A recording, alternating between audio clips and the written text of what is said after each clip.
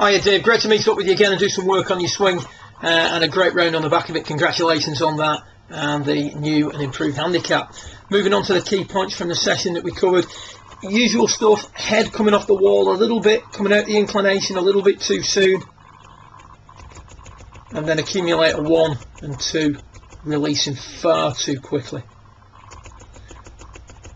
And a lot of the time that's just your mechanism of making contact with the golf ball, because when we look at it from face on and why these are happening, the upper centre gets way too far forward too early, the right shoulder is too high at P6, and the distance now between, excuse that line Dave,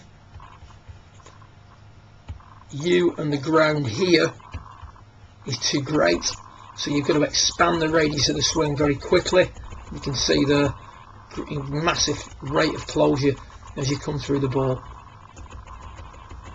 So the expansion of the right arm and the wrists are your mechanism of reaching the ball and creating your low point just after the golf ball. So the first thing we did was we stabilised the upper centre. We put the cane to the left of the head. You can see now as you do that, you separate the two centres.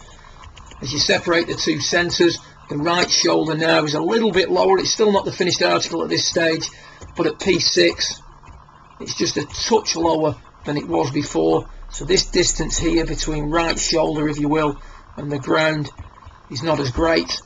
You're a little bit tighter there at P6. You can see the elbow now is pinched in a little bit more rather than being shooting out.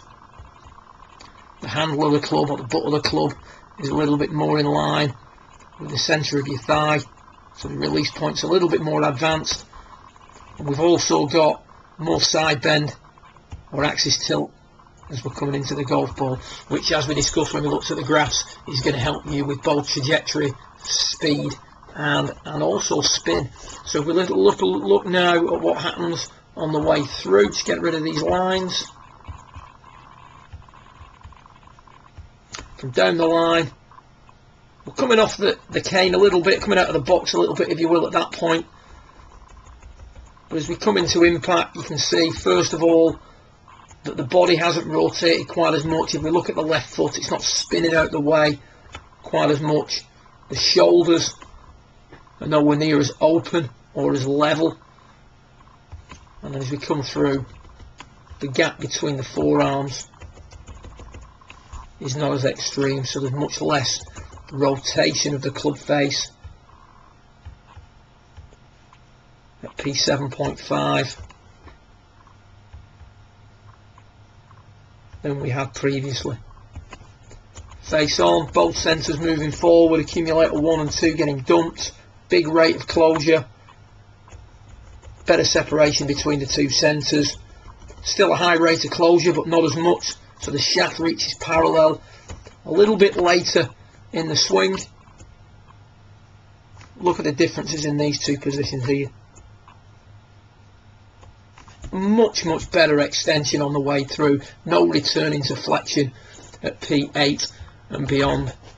This is you at the end of the session, full swing, no cane there to restrict you, it's just there as a reference for me.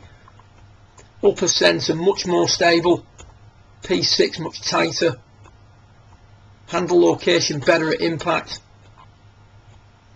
far better extension on the way through into a much better follow through than we were seeing at the start of your session. That picture there says it all really, Dave. Great work, congratulations on the round, and look forward to working with you again in the coming weeks. Well done.